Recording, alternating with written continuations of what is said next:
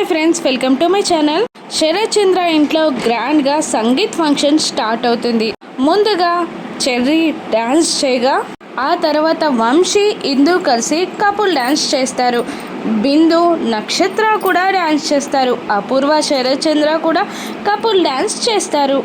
ఇలా సంగీత్ ఫంక్షన్ హ్యాపీగా జరుగుతూ ఉండగా బిందుని తీసుకొని చెర్రీ ఇంట్లోకి వెళ్ళి భూమి కోసమని ఒక లవ్ లెటర్ని రాసి ఇలా అంటుంటాడు, ఈ రోజుతో నా లవ్ మ్యాటర్ని తేల్చేస్తా అని అంటూ ఆ లవ్ లెటర్ని పట్టుకొని సంగీత్ ఫంక్షన్లోకి ఎంటర్ అవుతూ ఉంటాడు. ఇక భూమి ఎక్కడుందా అని వెతుకుతూ భూమి కోసం వెళ్తున్న చెర్రీని శరత్ చంద్ర, చెర్రీ ఎక్కడికి వెళ్ళిపోయావురా అని కోప్పడగానే చేతిలో ఉన్న లవ్ లెటర్ని కింద పడేస్తాడు చెర్రీ.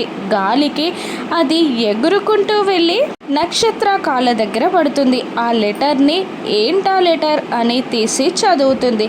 శరత్ చంద్రతో మాట్లాడుతున్న చెర్రీ నక్షత్ర తను రాసిన లవ్ లెటర్ని చదవడం గమనించి టెన్షన్ పడుతూ, అమ్మో ఇది లవ్ లెటర్ని చదివేస్తుంది అని మనసులో అనుకుంటూ ఉంటాడు. ఇక ఆ తర్వాత నక్షత్ర దగ్గరికి వెళ్ళి భయపడుతూ నక్షత్రాన్ని చూస్తూ ఉండగా, ఏంటిది అని నక్షత్ర కోపంగా చెర్రీని ఆ లవ్ లెటర్ని చూస్తూ ఉంటుంది నక్షత్ర. ఇక చెర్రీ ఏం చెప్పి సమాధానం చెప్పకుండా తప్పించుకోగలడు?